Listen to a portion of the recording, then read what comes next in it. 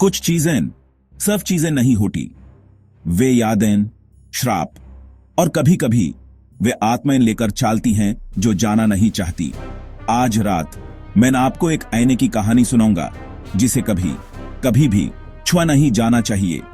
एक भूले बिसरे शहर के किनारे पर एक छोटी सी पुरानी दुकान थी, धूल भरी, अंधेरी और अजीब चीजों से भरी हुई। एक शाम रवि नाम का एक कॉलेज स्टूडेंट दुकान में आया। अपने नए अपार्टमेंट के लिए कुछ यूनिक ढूंढ रहा था।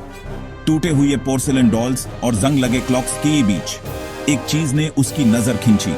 एक लंबा पुराना आईना, काले फ्रेम के साथ, जिस पर चेहरे बेने थे जो जिंदा लगते थे। दुकान की मालकिन, एक बुढ़ी औरत ने उस चेतावनी दी, ये आईना बिकाऊ नहीं है, यह सिर्फ तुम्हारा रिफ्लेक्शन नहीं दिखाता। लेकिन रवि ने हंसा, सोचकर कि यह सिर्फ एक सलिस ट्रिक है। थोड़ी मनाने के बाद वो आईने के साथ बाहर निकला। उस रात रवि ने आईना अपने बेडरूम में रखा। पहले तो यह बिल्कुल नॉर्मल लगा, लेकिन जब मिडनाइट का टाइम आया, यूज कुछ अजीब लगा। रिफ्लेक्शन में उसका कमरा थोड़ा अलग लग रहा था, साये अपने आप हिल रहे थे। और जब वो पास आया, यूज कुछ दिखा। उसके पीछे खड़ा एक फिगर। रवि ने मुड़कर देखा, कोई नहीं था। जब वो वापस आईने की तरफ देखा, वो फिगर मुस्कुरा रहा था। अगले रातों में हालत और भी खराब हो गई। हर बार जब रवि आईने में देखता, वो फिगर और पास आ जाता।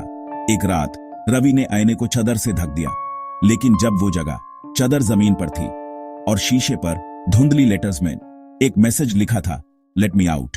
उसके दोस्त ने उसमें बदलाव देखा। वो सोना बांट कर दिया, खाना बांट कर दिया और उसकी आंखें बिल्कुल उस फिगर की तरह हॉलो हो गई थी। फाइनली रवि ने यूज खत्म करने का फैसला किया। वो मिडनाइट में आईने को बाहर ले गया यूज तोड़ने के लिए। लेकिन पहले यूज अपना रिफ्लेक्शन एक बार और दिखा। सिर्फ ये अब वो नहीं था। रिफ्लेक्शन आईने से बाहर निकला और रवि अंदर खिंच गया। अगले दिन सुबह उसका अपार्टमेंट खाली मिला। सिर्फ आईना बच्चा था, कमरे के बीच में खड़ा। और अगर आप ध्यान से देखेंगे, आप अब भी रवि को देख सकते हैं, शीशे की दूसरी तरफ चिल्लते हुए। मदद के लिए तो अगर आपको कभी कोई पुराना आईना मिले, घर लाने से पहले 2 बार सोचिए, क्योंकि कुछ रिफ्लेक्शंस आपके देखने के लिए नहीं होते।